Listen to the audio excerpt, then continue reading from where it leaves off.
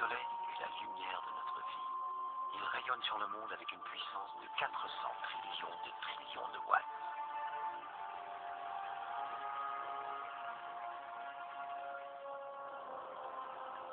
À chaque seconde, il convertit 4 millions de tonnes de sa masse en énergie. Il émet de la chaleur, mais aussi de la lumière, depuis les rayons X jusqu'aux ondes radio. Tandis que l'hydrogène est transformé en hélium et que des éruptions de gaz jaillissent dans l'espace, le Soleil émet aussi quelque chose de plus diffus. Le vent solaire, un courant continu de particules électrisées. Il faut à ces particules environ 4 jours pour atteindre la Terre, mais elles ne la touchent jamais. Nous en sommes protégés par un champ magnétique, la magnétosphère, une grande bulle qui dévie le vent solaire comme la proue d'un navire.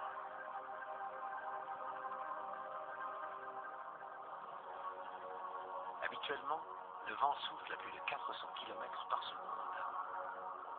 Mais ces éjections solaires massives peuvent le propulser à plus de 800 km par seconde, une véritable tempête. Sur Terre, elles provoquent des orages géomagnétiques, capables d'endommager nos lignes à haute tension et de plonger nos villes dans le noir. Elles peuvent aussi désorienter les satellites. Quand l'Inde perdit son satellite de communication, c'est le marché boursier qui s'est effondré. Ces éjections massives ne sont pas très fréquentes, mais là, avec le disque solaire masqué, on ne peut pas se tromper sur leur puissance. Quand l'une d'entre elles atteint la Terre, la magnétosphère se trouve comprimée. Un orage magnétique s'abat alors sur nous.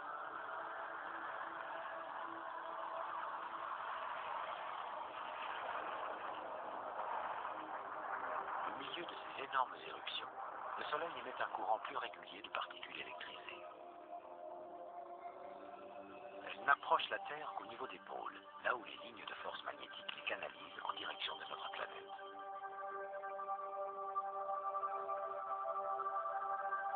C'est ce qui crée la lumière des aurores.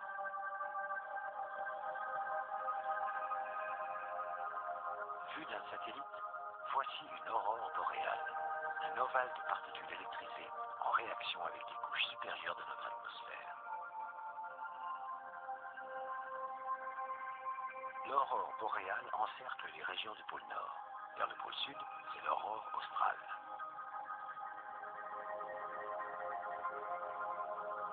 À la surface de la Terre, c'est une vision de rêve.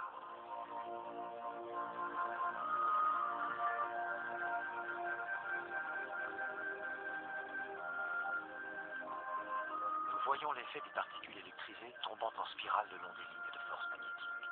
Elles entrent en collision avec les atomes et les molécules d'hydrogène et d'azote. Comme leur intensité varie, la couleur varie également.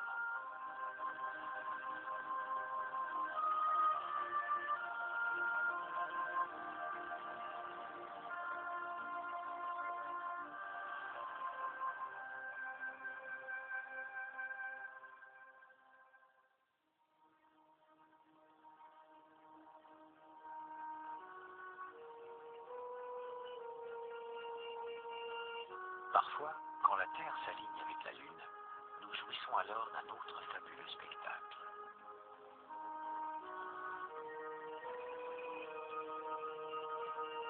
Ces images célestes nous captivent depuis la nuit des temps, car c'est le Soleil, la lumière de notre vie, qui en est l'acteur principal.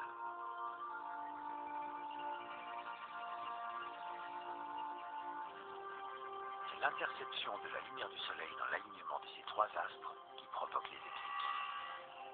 Le corps qui intercepte, ici la Terre, projette une ombre. Pour comprendre la mécanique d'une éclipse, commençons par observer une éclipse de Lune. L'orbite de la Lune autour de la Terre est inclinée de 5 degrés par rapport à l'horizontale, c'est-à-dire l'écliptique. Durant chaque cycle de 27 jours, la Lune coupe 2 fois l'écliptique en des points appelés nœuds. Ici. Et ici. Imaginons que le Soleil brille depuis le bas de l'écran. Une éclipse ne se produit que lorsque la Terre et la Lune sont sur un de ces nœuds. Une éclipse de Lune.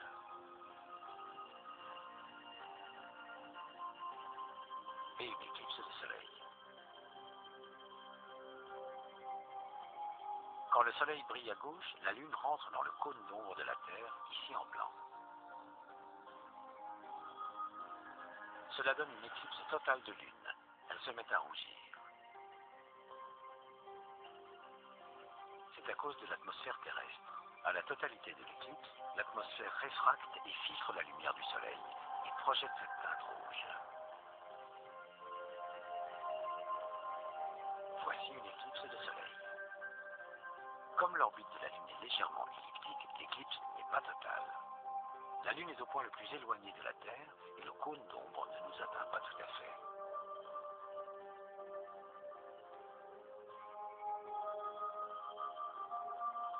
Nous assistons alors à une éclipse annulaire. La Lune est trop loin pour couvrir totalement le Soleil.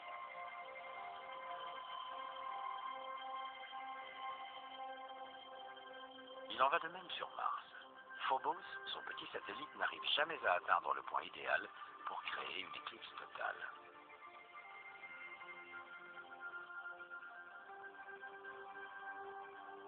Par contre, ici, la Lune est assez proche pour que son cône d'ombre balaie la Terre. Voici l'ombre de l'éclipse qui aura lieu en août 99 et qui passera rapidement au-dessus de l'Europe en direction de la mer Noire. Vue du satellite, l'ombre dessine un autre trajet.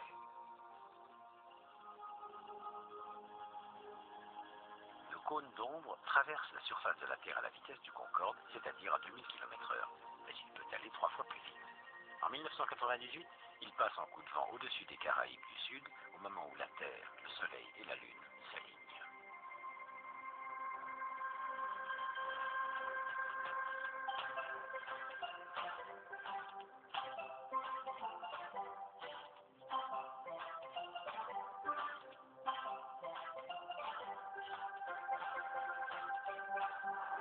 L'île de Curaçao.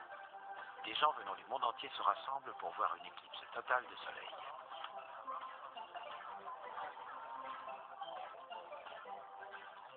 Caméras, télescopes et jumelles sont équipés de filtres spéciaux.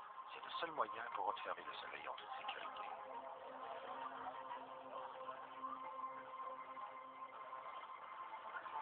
Premier contact.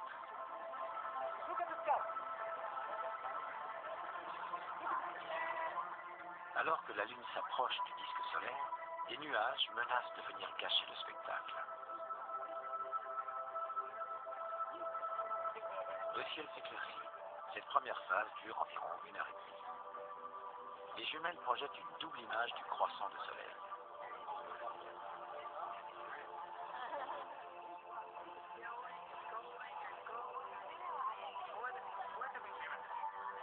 L'éclipse totale n'est pas loin.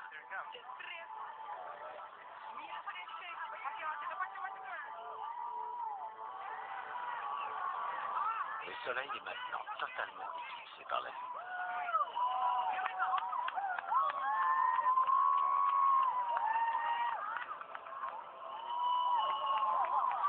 Il faut tout de suite enlever les filtres.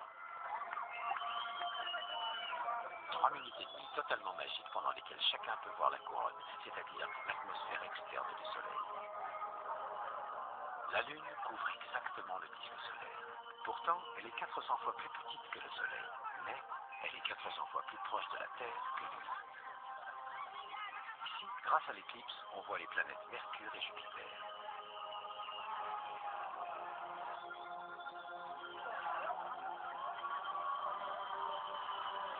Un anneau de diamant. Et c'est la fin de l'éclipse totale.